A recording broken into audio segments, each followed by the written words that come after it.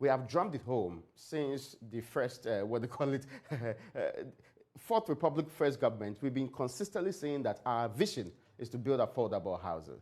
And we have tried with Saglebi. We have tried with the state housing project. We have tried across the country, some which took almost 20 years to try and even get to completion. I mean, for those of you who do it on the daily and actually put up buildings, there's a question that's important. Can anybody think of affordable housing in East Legon? No, you don't. When you talk about East Legon, you don't talk about affordable housing. You know, you have to look at the locations. Yes, those are prime areas. Yes. You understand me? Affordable housing, you're looking outside Accra, like you mentioned, Saglame. You can have affordable housing there.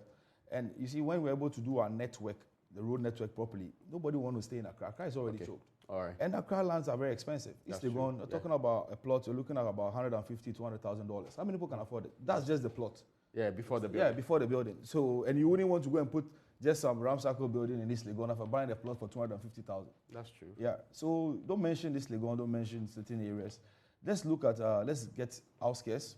And for me, affordable housing, they should create in such a way that they will be able to get the people to get in. It's not about, you see, when you're dealing with the military and the security agencies, when they build, they assign it to you. And they take it from you. So there's discipline.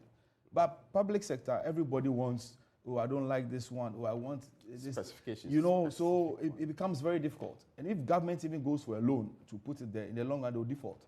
Oh, okay. Yeah, so I think affordable housing, let's continue the debate.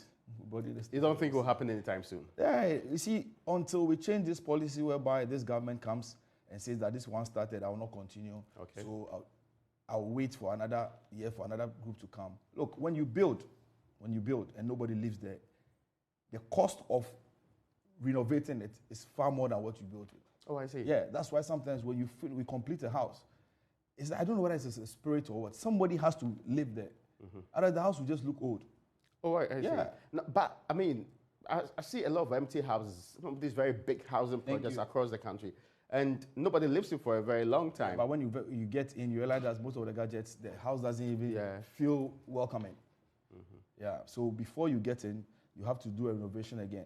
Oh, I so see. most people who do, they do it up to a certain stage.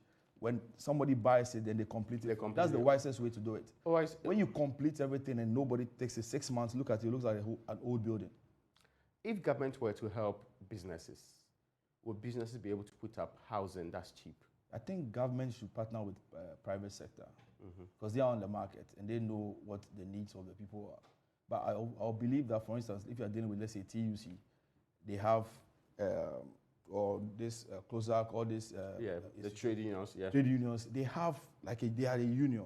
So when you deal with the leaders, they can bring their members, you look at their salary structure and build and spread it over a period. Oh, I see. Yeah, I think that should be able to work. Now, there's a question I have to ask about how pricing is done in this country and how you could determine the price of the big ends. How come facilities that are unoccupied for years still have its price appreciated? Yeah, because property appreciates every day.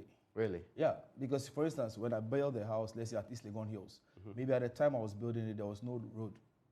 There was no road network, the road wasn't tarred, there were no gutters, there was no water.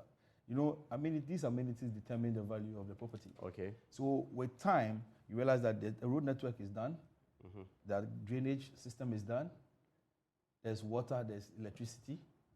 Of course, the value of the property will shoot up. But that has nothing to do with the building building and the status of the person who built the house anyway. In fact, those are just provisions of the state mostly. Yes. Of course, but you know the properties appreciate with time. Okay. The best investment is to put in property. That's why when people want to go on pension, what do? They build about 10 units of 1 bedroom, and they be collecting rent from it every time to live on. Once in a while, they paint it, and that's it. Now,